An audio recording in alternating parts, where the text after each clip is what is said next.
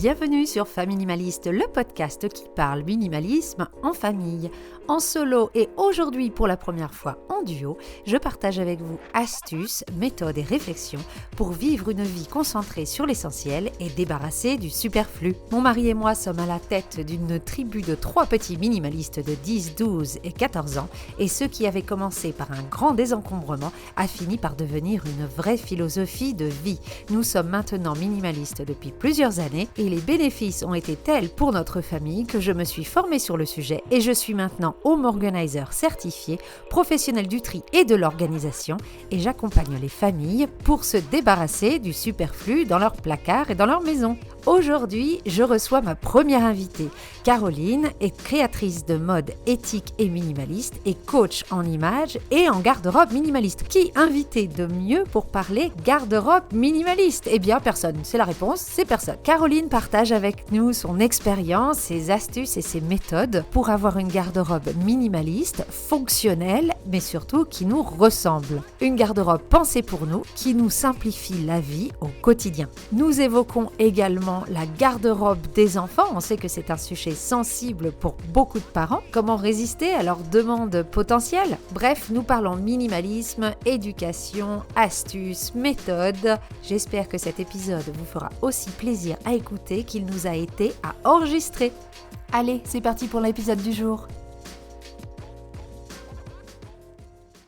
Bonjour Caroline. Salut Hélène. Merci d'être venue, ça me fait plaisir de t'avoir ici. Bah ouais, écoute, c'est trop bien. C'est mon premier podcast en plus. C'est la première fois que j'interviens, donc j'ai un peu le stress du premier podcast. Oh, je te promets, ça se passera bien. Il n'y a pas de souci. En tout cas, merci d'être venue. Je sais que quand on parle minimalisme, on va très vite sur le sujet des vêtements. C'est quelque Oui. chose que je vois beaucoup avec mes clients et avec les gens qui m'entourent. D'ailleurs, moi, quand j'ai fait mon désencombrement, j'ai commencé par ma garde-robe. Très bien. C'est une des premières choses que j'ai faites et j'ai remis de mon nez dedans des milliers de fois parce que ça se fait pas en une fois, mais c'est toi qui es la spécialiste et tu pourras nous en dire un petit peu plus. On va commencer Carrément. l'épisode, je vais te présenter. Tu me dis si je suis à côté de la plaque ou si tu veux rajouter des trucs. Je t'écoute. Alors, donc tu t'appelles Caroline, tu habites à Marseille et Ouais, tu es créatrice de vêtements depuis 2015.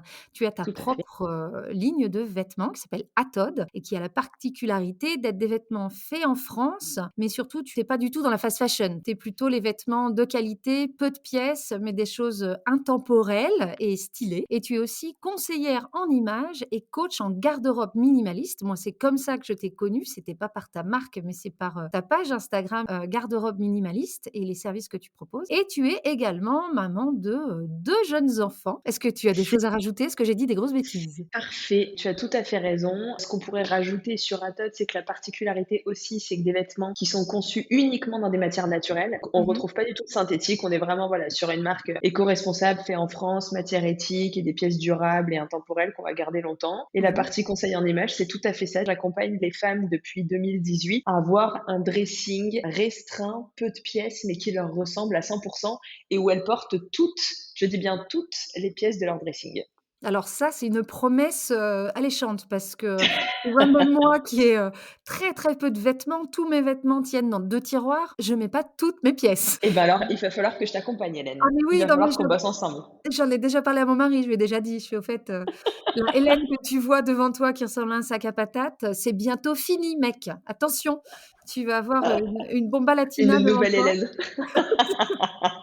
Non, ça donne envie, tu rigoles. On va parler déjà on va rentrer dans le vif du sujet, vu qu'on est là pour parler de minimalisme, vestimentaire. On va commencer plutôt par le minimalisme. C'est quoi pour toi le minimalisme? Pour moi, le minimalisme, c'est peu de choses. Peu de choses, peu de pièces. Ça va pas être obligatoirement un style intemporel ou très épuré. Pour moi, le minimalisme en soi, c'est avoir peu de choses. Posséder D'accord. peu de choses, mais des choses utiles, pas de futilité, quoi. Et chez toi, à part ta garde-robe, du coup, c'est un peu pareil? Le minimalisme, tu le vis que dans le vêtement ou tu l'appliques un peu à tous les pans de ta vie?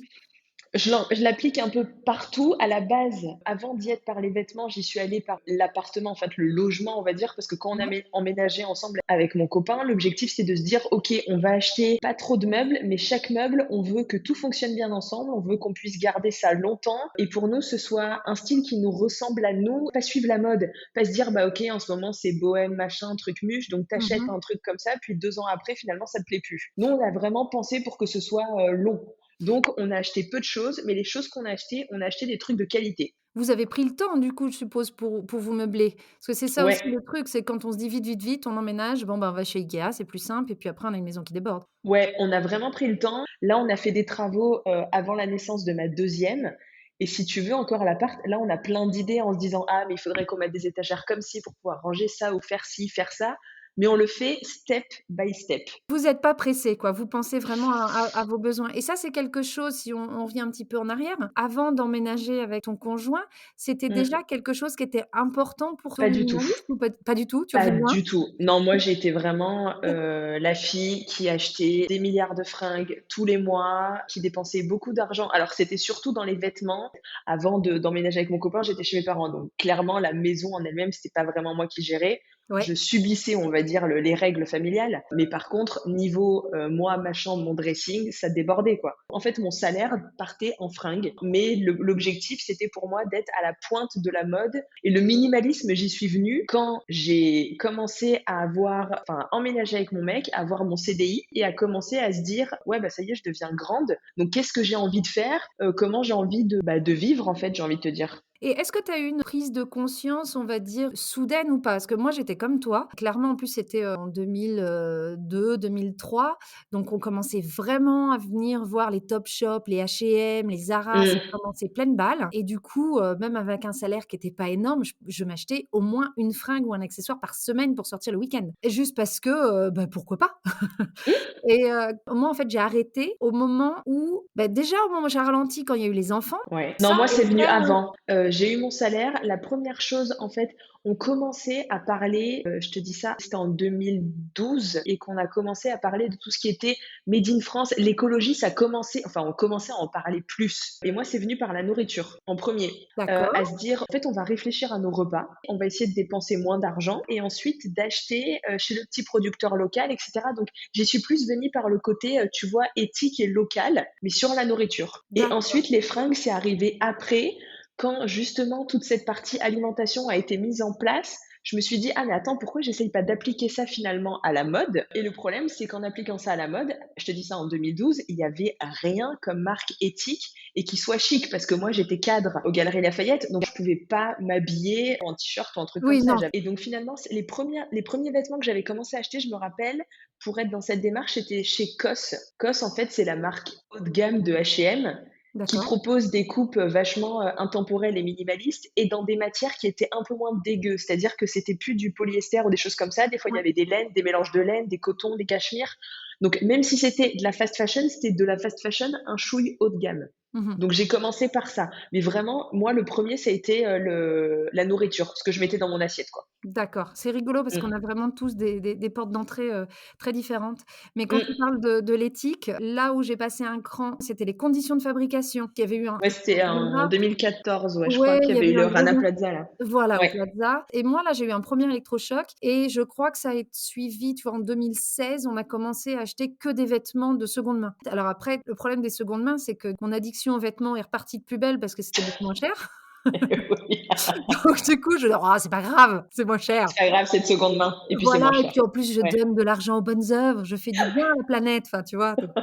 Donc on est pas mal et puis voilà, puis un jour, j'en ai eu marre à être devant ma garde-robe à 6:30 du matin et à dire: «J'ai rien à mettre», alors que ça dégueulait de partout. Là, au bout d'un moment, j'ai arrêté et j'ai entendu parler première fois des garde-robes minimalistes sur le projet 333. Je l'ai vu parce que quand moi aussi j'ai commencé à m'intéresser aux garde-robes minimalistes, il y avait plusieurs trucs en place et il y avait ce projet 333. Alors je sais plus si c'était 33 pieds. Clairement, j'ai jamais trop su Alors ce c'est que c'était. 33 pièces pendant 3 Ouais, mois. Après du principe que tu as plusieurs garde-robes, une par saison. Donc tout à pendant fait. 3 mois, tu n'as que 33 pièces et quand tu as dit 33 pièces, c'est vêtements, accessoires, chaussures compris. Comme elle dit, à chaque fois que je dis chaussures, c'est là où ça bloque chez les gens.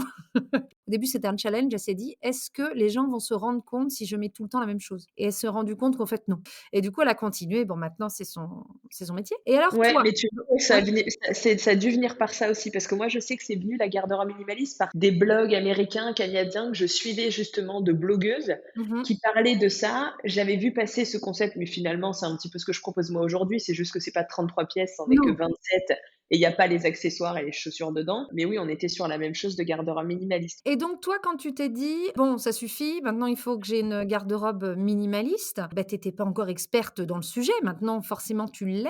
Comment tu as fait? Tu as commencé par quoi? Raconte-nous un petit peu ça. Comme je te disais, j'ai eu mon truc, nourriture là. Ensuite, je me suis intéressée aux vêtements. Finalement, comme je trouvais rien, je me suis dit: «Bah, écoute, crée ta marque de vêtements».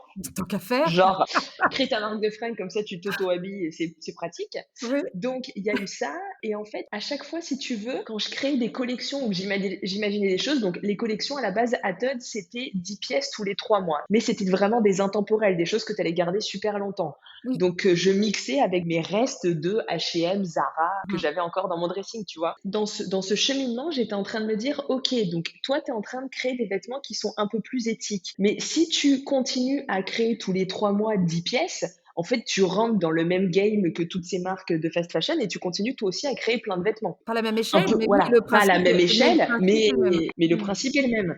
Donc finalement, je me posais devant mon dressing à me dire, un moment là, si je crée un vêtement pour Athod, il faut que ce nouveau vêtement aille avec les anciens que j'ai déjà mis en place. Tu vois, donc j'étais dans ce truc-là. J'étais pas, je crée pour suivre les tendances. J'étais, je crée un truc dans l'air du temps, mais qui va aller avec les anciennes pièces que j'ai fait. Parce que mon Complètement. but, c'était de dire, les clientes qui m'ont acheté des vêtements de la collection d'avant puissent associer ça avec la pièce d'après. Et en fait, j'ai avancé petit à petit là-dessus avec les pièces moi de mon dressing et à me dire mais en fait si tu veux j'ai été un peu le patient zéro. C'est moi qui ai auto-testé parce que les collections c'était des vêtements pour que moi j'avais envie de porter donc je les ai un peu créés pour moi. Sauf que maintenant, essaye d'aller plus loin et au lieu de penser aux vêtements en lui-même, essaye de penser ton dressing dans sa globalité. Je te dis, je commençais à lire les blogs de garde-robe minimaliste. Mais en fait, ce qui me plaisait pas dans ces garde-robes minimalistes de blogueuses américaines ou canadiennes, c'était que c'était des trucs tellement sobres. En fait, Ah, c'était du c'était fait noir, noir, du quoi. blanc, du bleu marine, Mmh. du beige. Je me disais, ok, génial. Donc moi, j'ai envie de porter du rouge, donc je peux pas avoir de garde-robe minimaliste. Il y a un truc à, Complètement. à plus penser.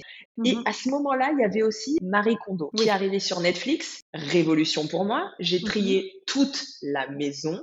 Et en fait, c'est de là où il y a plein de fringues encore que j'avais avant qui sont parties parce que clairement, je me suis dit, mais je l'aimais pas. Donc en fait, la base pour moi, c'était trier le dressing. Une fois que tu as trié ton dressing, toutes les nouvelles pièces qui vont arriver dans ce dressing, il faut qu'elles puissent correspondre avec les autres que j'ai avant. Ce qui est beaucoup plus simple une fois que tu as moins de choses dans ton dressing, parce que dans l'idée, Et on sait carrément, toutes qu'on devrait faire ça. Sauf c'est qu'à ça. l'époque où moi j'avais beaucoup de vêtements, acheter un nouveau, j'en sais rien, un nouveau pull, j'étais bien embêtée de me dire: «Alors attends, j'ai quoi déjà comme pantalon?» alors C'est que ça. maintenant que j'ai plus que 4 pantalons, bah, du coup, c'est C'est beaucoup beaucoup plus plus simple. simple. Bah oui, parce que j'en ai 4 à me retenir donc Mais carrément. Et donc en fait, la base, si tu veux, c'est ça. C'est trier son dressing déjà, se dire qu'est-ce que je mets, qu'est-ce que je garde, j'aime. Les choses que je mets plus, que j'ai pas mis depuis 6 mois ou qui sont abîmées, etc., je donne ou je vends. Et mmh mh. ensuite, les vêtements, je ne sais pas. C'est les pièces où tu te dis j'aime bien, mais enfin franchement, je sais pas si je la garde ou pas. Ça, tu les laisses dans une petite boîte, tu dis on y reviendra après. Une zone de transit. Vraiment ça.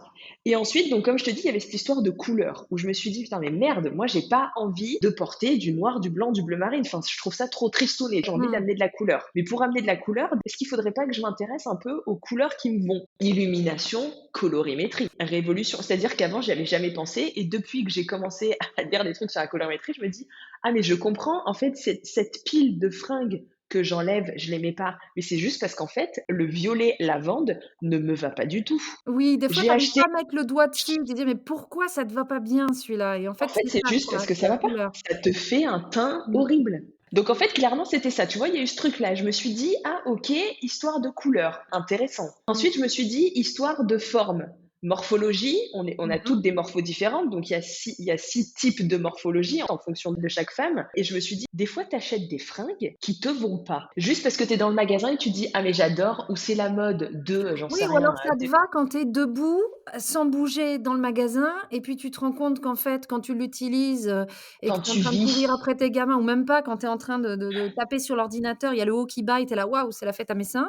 Heu, dans la vie, ça va plus en fait. Carrément. Et donc là, je me suis dit: «OK, donc tu as cette étape de morpho». Donc je faisais mon cheminement. OK, donc je crée mon dressing. Ensuite, je réfléchis à mes couleurs, à ma morpho. Une fois que j'ai réfléchi à ma couleur, à ma morpho, ah tiens, cette pile de vêtements là, je sais pas. En fait, finalement, il y Mmh. en a pas mal qui vont pas parce qu'ils vont pas à ma colorimétrie ou en termes de forme, ça va pas, tu vois? Alors toi, ce que tu as fait, si je le mets en termes home organizer, c'est ce qu'on Yes. appelle la méthode des critères. Donc tu t'es Mmh. fixé des critères à l'avance sur ce que tu allais garder ou ce que tu allais jeter. La méthode des critères, en fait, tu l'utilises vraiment quand tu es bloqué, c'est-à-dire que toi, tu dois voir ça avec tes clientes, les premières pièces, c'est facile de dire: «Ça c'est abîmé, ça j'aime plus». Il y a Mmh. plusieurs pièces qui partent assez vite. Ta liste de critères, elle est importante au moment où tu bloques un petit peu. Toi, tu as réussi à casser ça, à dire: «Non mais le critère de est-ce que je me sens bien dedans ou est-ce que je me trouve jolie dedans, il peut lui-même être cassé en est-ce que c'est la bonne morpho? Est-ce que c'est la bonne couleur?» C'est ça. Et du coup, c'est vachement malin et puis c'est C'est surtout ça. très efficace. Mais c'est efficace, en fait, ça te permet c'est pour ça que moi je dis dans ma méthode et dans ce que j'explique à mes clientes dans les accompagnements, c'est votre premier tri, c'est le tri de base. C'est ce que tu dis, c'est j'aime, j'aime pas. C'est le Oui. truc basique. Ensuite, tu apprends à te connaître par ta colorimétrie, ta morpho. Il y a aussi ton style vestimentaire. Parce que entre quelqu'un qui va bosser toute la journée de chez lui, quelqu'un qui bosse à son compte, quelqu'un qui Mmh. bosse dans une grosse boîte, en banque, en machin, on a tous des styles différents. Oui. Et des fois, tu peux avoir un coup de cœur pour une pièce, tu reviens chez toi, tu te dis: «Putain, mais en fait, je peux clairement pas la mettre pour aller bosser». Donc en fait, là, tu te dis, faut en fait définir ton style. Ta base de style, elle correspond en fait à ton métier, à ton environnement. Est-ce que c'est plutôt casual, casual chic ou chic? Et ensuite, tu as ta variante stylistique qui, elle, correspond à tes goûts, à ta personnalité. Donc c'est rock, c'est bohème, c'est moderne, c'est arty, c'est ce que tu veux. C'est cette touche à toi. De ces deux trucs-là, ça fait ton style vestimentaire.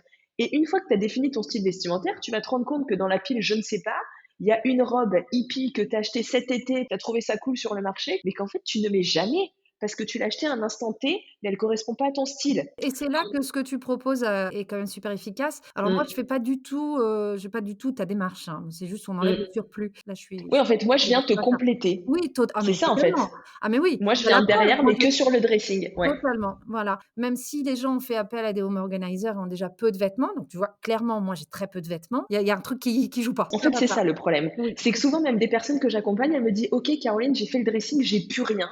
Mais en fait, après, tu deviens stressée de l'achat. Parce qu'en fait, tu te dis: «J'ai besoin de ça. Est-ce que ça, en termes de couleur, ça va? Est-ce qu'en termes de style? Est-ce qu'en termes de morpho?» Et c'est trop bien, en fait, parce que tu commences à te poser des questions et tu réfléchis sur tes achats. L'acheteuse compulsive, tu deviens à une acheteuse réfléchie et tu vas peut-être mettre non mais des fois, je te jure, moi, je mets 1 an à trouver des chaussures parce que je sais exactement ce que je veux. Mais quand je les ai, là, j'ai des chaussures, ça fait 4 ans que je les mets, et tu mais es elles contente. sont parfaites. Eh ben, mon mari est comme ça, lui. On se fiche de lui souvent.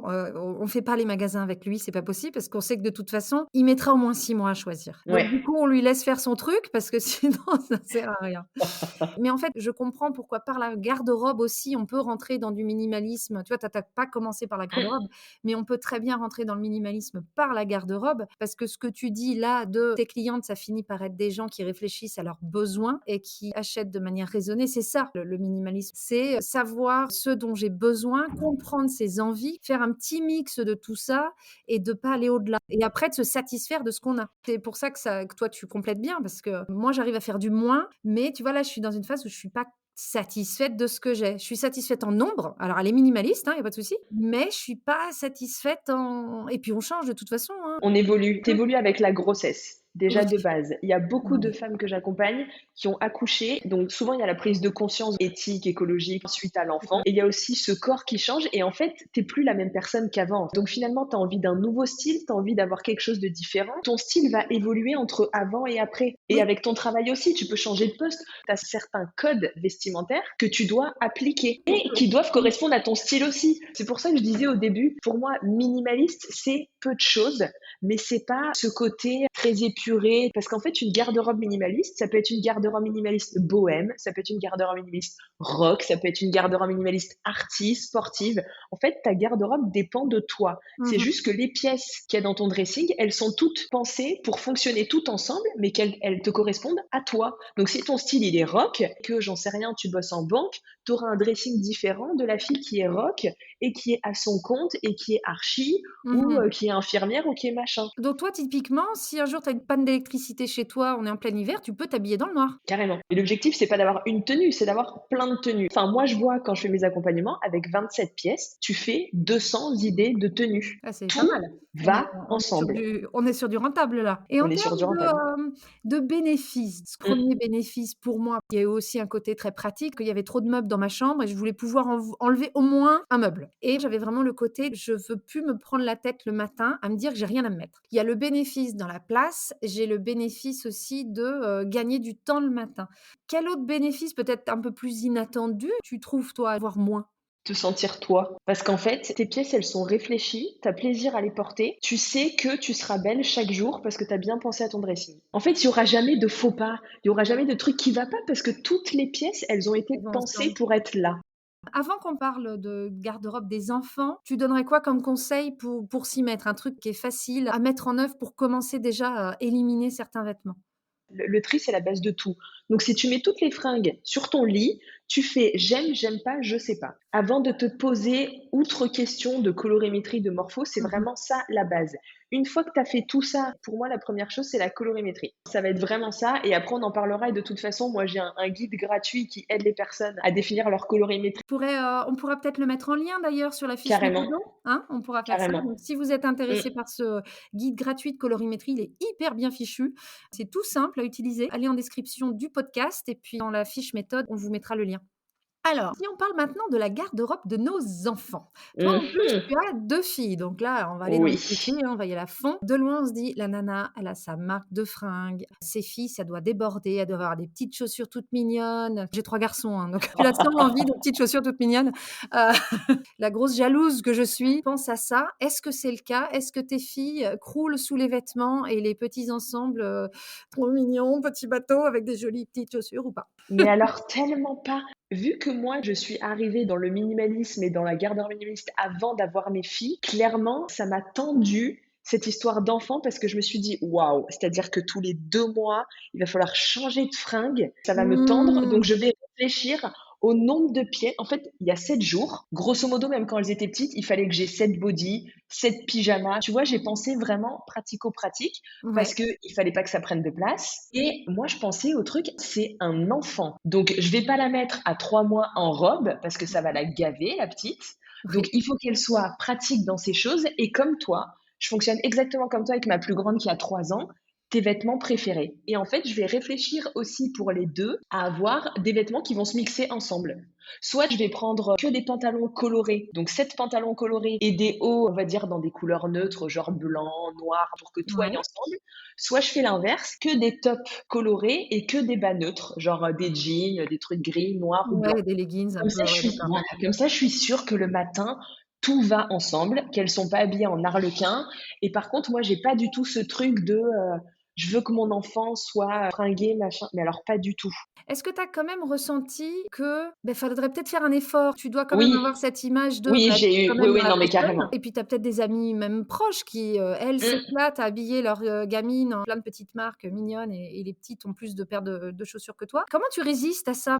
En fait, les miennes, elles ont été habillées en body pyjama de leur 0 à leurs 6 mois. Moi, je bossais en même temps que je les avais. Comme je suis à mon compte, je me suis pas arrêtée et en fait, il fallait du pratique et clairement, elles étaient tellement bien en pige et en fait, c'était plus de mes proches et même de mes copines quand elles envoyaient parce qu'on a toutes eu à peu près des enfants en même temps, En quand même elles temps, envoyaient oui, bien des sûr. photos et je voyais les enfants qui étaient habillés genre en jean, en pull, petites chaussures, petits bandeaux dans les cheveux. Et là, je me disais, waouh, mais les miennes, pas du tout. En plus, j'ai récupéré les fringues d'une cousine qui avait des jumeaux, deux mecs. Donc, elles étaient en pyjama tracteur. Mais je m'en foutais.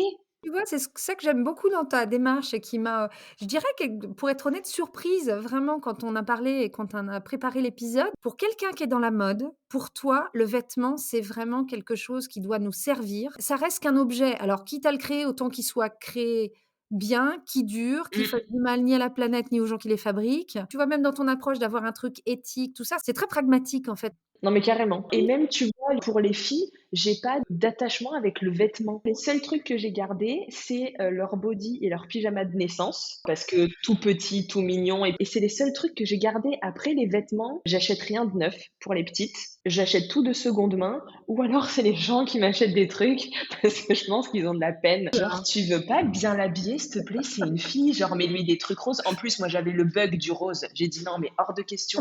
C'est pas parce que c'est une fille qu'il faut qu'elle soit en rose. Et Mmh. toi, qu'est-ce que tu dirais? Est-ce que ça, c'est quelque chose, que je vois souvent quand je fais le tri chez les gens? Est-ce que je garde ces vêtements au cas où j'en veuille un autre? Est-ce que je les garde d'un enfant à un autre? Il y a un attachement très, très fort aux vêtements des enfants chez les gens, beaucoup plus qu'on Mmh. le croit. Quel conseil tu donnerais à quelqu'un qui a du mal à se séparer de ces choses-là? Alors, moi, je pars du principe, tu vois, moi, je savais que je voulais 2 enfants rapprochés. Mmh. Donc je savais que finalement, les choses de la première iraient à la deuxième. Après, est-ce que c'est un garçon ou une fille? Moi, j'étais pas Oui, bloquée. de Elles ont tu pas mis elle a cette pas eu de barrière-là déjà. robe. Ces 6 premiers mois, comme je te dis, elle était en body, en pige ou alors des fois en pantalon avec pull et comme c'était des trucs pas genrés, je me suis dit: «Je les garde pour la deuxième». Donc j'avais gardé tout ça. Mais je pense qu'après c'est vraiment personnel à chacun. Enfin, déjà, comment font les gens pour garder des vêtements super longtemps? Moi, les vêtements, ils sont dégueux. C'est-à-dire qu'elles en fait, elles vivent dans leurs vêtements. Ils Mmh. sont troués, il y a des taches.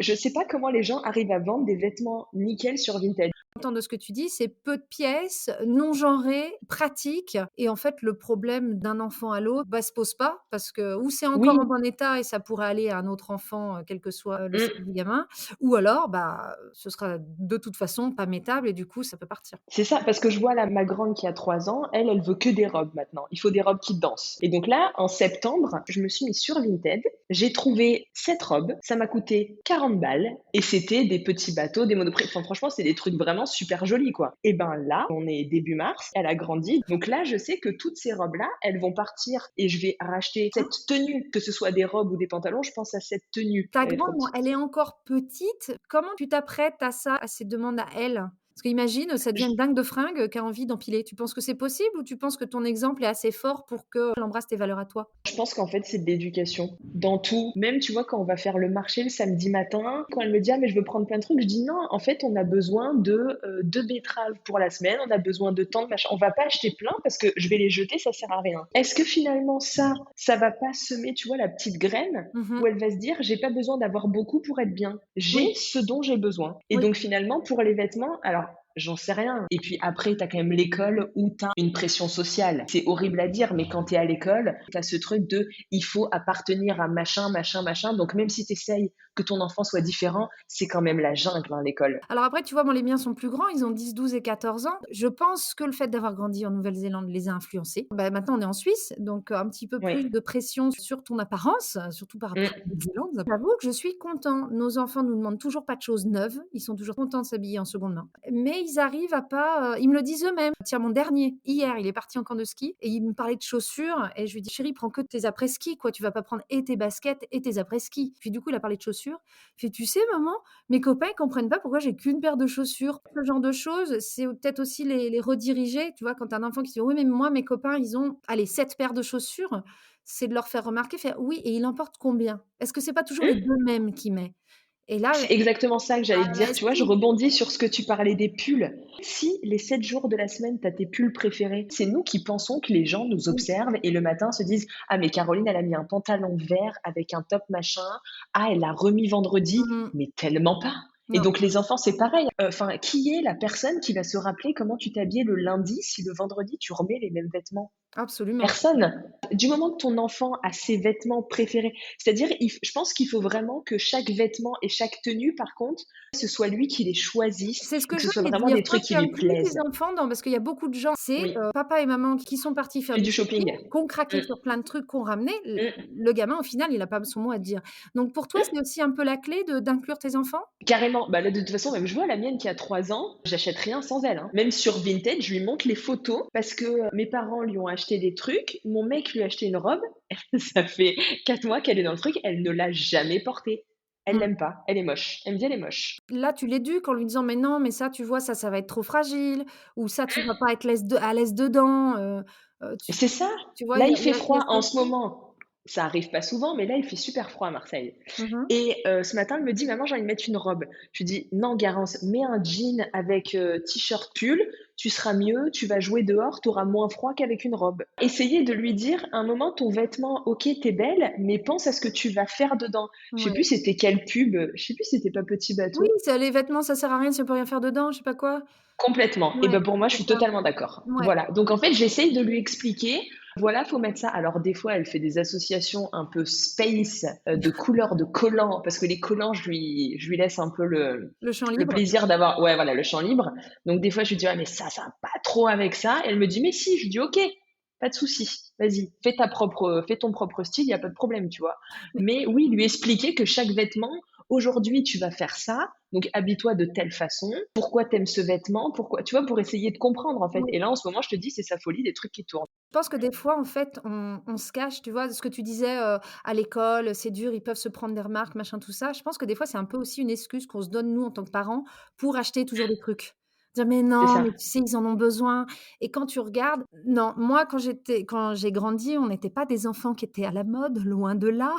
Je pense que je l'aurais mieux vécu si j'en avais parlé et puis si on m'avait un peu guidée aussi. Jusque très tard, on m'a pas impliquée dans les vêtements, que j'achetais, en fait. On a Mais acheté pour moi tu jusqu'à très, très tard. Mais tu vois, en fait, ça fait un peu écho. On a eu un peu le même truc parce que moi, pareil, on n'a jamais eu les trucs à la mode, mais ça nous a jamais posé souci. On était un peu deg parce qu'on n'avait pas le truc, mais mes parents me disaient non, mais je vais pas t'acheter des baskets à, c'était en francs, je sais plus combien, c'est hors de prix, c'est des baskets, c'est pour courir, on va pas t'acheter ça. Et en fait, moi, c'est quand je suis arrivée à Marseille. Je suis arrivée à Marseille pour ma terminale. Clairement, je m'habillais chez Jennifer, Pinky, Etam, les trucs comme ça. Et Oui. j'étais trop contente. J'ai acheté mes boucles d'oreilles chez Claire's. Enfin, vraiment, j'avais un style très coloré, très bah, de mon âge, quoi. Ouais. Je suis arrivée à Marseille en terminale. Toutes les filles de ma classe, elles étaient en comptoir des cotonniers. Elles avaient les sacs Darel, les sacs Waouh! Longchamp, les machins. Je suis arrivée, j'ai fait wow. Et comment tu as fait Euh, du coup? Tu as voulu te mettre à niveau ou justement tu avais déjà C'était ce bah côté non, parce qu'en utilitaire des fait, vêtements? mes parents, ils m'ont dit, mais Caro, on va pas t'acheter un sac à 250 euros pour aller à l'école.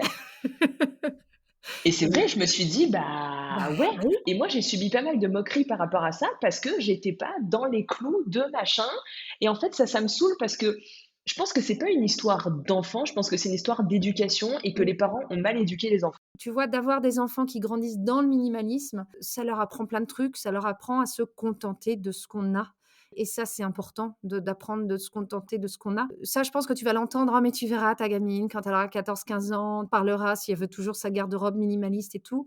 Mais moi, je pense que tu peux avec, confiance dire que ça changera pas, en fait, parce que tu as un modèle Mmh. assez fort et tu inculques à tes enfants des valeurs de: «Soyez contents de ce que vous avez et sachez pourquoi vous avez telle ou telle chose pour être droit dans vos bottes». Puis la valeur de l'argent aussi, je suis désolée, un Oui, oui, moment, totalement. à quel âge à 16 ans, tu as un sac à 250 balles? Oui. En fait, Ouais. en y réfléchissant maintenant, Mmh. je me dis: «Oui» et finalement mon Darel, je me rappelle que je l'avais demandé à un Noël, mais je sais plus, je pense que j'avais 22 ans C'est et que ça, tout le monde mes parents m'avaient dit: «OK, c'est ton Noël, ton anniversaire et ton Noël d'après». J'avais dit: «OK, il y a pas de souci».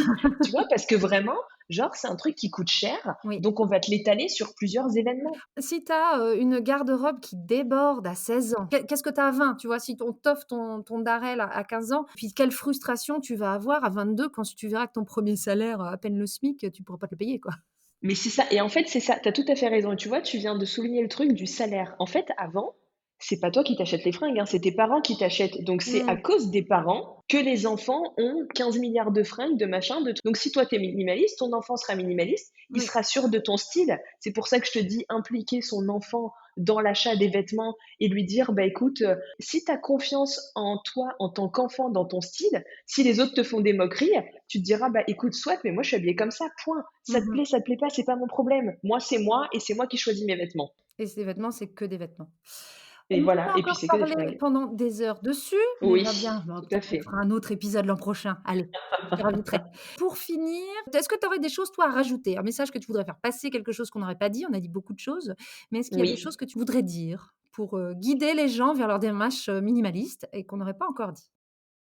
Moi, mon meilleur conseil, ce serait ça, c'est trier le dressing pour moi, c'est un basique. Tout le Oui. monde doit le faire, c'est le Mmh. truc vraiment pour bien démarrer. Mais ensuite, c'est essayer d'apprendre par vous-même et de comprendre, de voir ce que vous avez dans votre dressing. Essayez de vous dire, ah ben j'ai plutôt tel type de couleur, tel type de forme. Et après, d'aller dans un magasin et de comprendre ce qui vous va ou ce qui vous va pas, Sans acheter. sans acheter.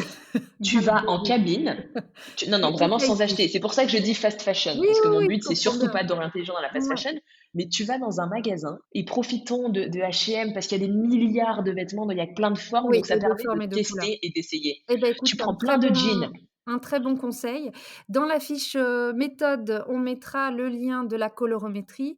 Il y a également dans cette fiche le lien de ma fiche de tri qui vous dit, pièce par pièce, qu'est-ce qu'il faudrait garder, jeter ou donner et j'ai une page justement sur le dressing et là, c'est pour vous donner des critères, voilà, tout ce qui est abîmé, tout ce qui est à réparer, mais que vous avez pas vous allez pas les réparer, hein, clairement. Si ça fait 6 mois que tu as pas remis le bouton, tu le remettras pas les 6 prochains mois, donc adieu, ce genre de choses. Donc je pense que si vous êtes déjà armés, de la liste de tri, de la colorimétrie, que vous allez faire les magasins, c'est déjà une bonne base. Et si on est coincé, qu'on a besoin d'un petit coup de pouce ou même si on a envie d'en savoir un petit peu plus, où est-ce qu'on peut te retrouver? Donc déjà, il y a mon site, atod.fr, où il y a la Ouais. partie vêtements, il y a la partie conseil en images. Après, je poste beaucoup sur Instagram, donc sur le compte Garde-robe minimaliste. Et après, je suis aussi présente sur YouTube, où je partage des vidéos une fois par semaine qui sont des conseils un peu plus longs, un peu plus travaillés, pour, on va dire, rentrer plus dans le détail de certains sujets que je vais peut-être un peu effleurer sur Instagram, quoi. Très bien. De toute façon, je mettrai tous ces liens en description. Merci beaucoup, Caroline. Merci à C'était toi, top d'échanger avec toi. mais carrément, Voilà. Et j'adore. si les gens ont des questions, maintenant, ils savent où te trouver. Je te dis à très bientôt. Tout à fait. Oui, à bientôt. Allez, ciao. Ciao. Et voilà pour l'épisode du jour, j'espère qu'il vous aura plu. Si c'est le cas, n'hésitez pas à envoyer des commentaires, des cœurs et des étoiles sur vos plateformes d'écoute. C'est la meilleure manière de me soutenir dans la création de ce podcast. En description, je mettrai toutes les manières de rentrer en contact avec Caroline, son Instagram et son site internet. Vous retrouverez également la fiche qui accompagne cet épisode et qui récapitule les conseils donnés par Caroline dans l'épisode. Vous pourrez aussi y trouver le lien pour télécharger sa fiche de colorimétrie. Vous trouverez également le lien de ma liste de tri à télécharger qui pourra vous guider dans un premier tri de votre garde-robe. Je mets tout ça en description, je vous dis à la semaine prochaine et en attendant n'oubliez pas, vivre avec moins, c'est vivre avec mieux.